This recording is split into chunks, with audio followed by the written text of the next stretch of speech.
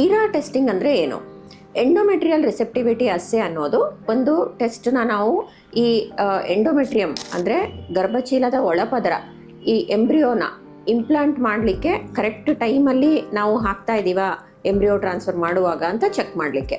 So ಇದು ತುಂಬಾ ಒಂದು ಮುಖ್ಯವಾದ ಟೈಮಿಂಗ್ ಅಂತ ಏನಿರುತ್ತೆ ಅದು ಇಂಪ್ಲಾಂಟೇಷನ್ ವಿಂಡೋ ಅಂತ ನಾವು ಹೇಳ್ತೀವಿ.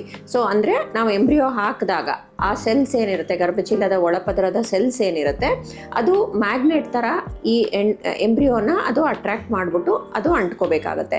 ನಾವು ಯಾವುದೇ ರೀತಿಯಾದ ಗಮ್ ಆಗಿರಲಿ ಅಥವಾ ಸ್ಟಿಚ್ ಆಗಿರಲಿ ಏನೂ ಅಲ್ಲಿ ಹಾಕೋದಿಲ್ಲ. ಸೊ ಎಂಬ್ರಿಯೋನೇ ಹೋಗ್ಬಿಟ್ಟು ಗರ್ಭಚೀಲದ ಒಳಪದರಕ್ಕೆ ಹೋಗಿ ಅಂಟ್ಕೋಬೇಕು ಪ್ರೆಗ್ನೆನ್ಸಿ ಆಗಬೇಕು ಅಂತ ಹೇಳಿದಾಗ. ಸೊ ಈ ಟೈಮಿಂಗ್ ಏನಿರುತ್ತೆ, ಆ ವಿಂಡೋ, ಆ ಟೈಮ್ನಲ್ಲಿ ಎಂಬ್ರಿಯೋ ಇದ್ದಾಗ ಮಾತ್ರ ಅದು ಅಂಟ್ಕೊಳ್ಲಿಕ್ಕೆ ಸಾಧ್ಯ ಆಗುತ್ತೆ. ಸೊ ಈ ಈರಾ ಟೆಸ್ಟಿಂಗ್ನಲ್ಲಿ ಏನಾಗುತ್ತೆ ಅಂದರೆ ನಾವು ಹಾಕೋ embryo FET frozen embryo transfer ಅಲ್ಲಿ ಆಗಿರ್ಬೋದು ಅಥವಾ ಫ್ರೆಶ್ ಟ್ರಾನ್ಸ್ಫರ್ ಅಲ್ಲಿ ಆಗಿರ್ಬೋದು, ಅದು ನಾವು ಕರೆಕ್ಟ್ ಟೈಮಿಗೆ ಅದನ್ನು ಹಾಕ್ತಾ ಇದ್ದೀವಾ, ಈ ವಿಂಡೋ ಒಳಗಡೆ ಅದು ಬರ್ತಾ ಇದೆಯಾ ಅಂತ ನಾವು ಚೆಕ್ ಮಾಡಲಿಕ್ಕೆ ನೋಡ್ತೀವಿ. ಎಷ್ಟೋ ಬಾರಿ ಏನಾಗುತ್ತೆ, ನಾವು ಹಾಕೋದು ಸ್ವಲ್ಪ ಬೇಗ ಹಾಕಿರ್ಬೋದು ಅಥವಾ ಲೇಟಾಗಿ ಹಾಕಿರ್ಬೋದು.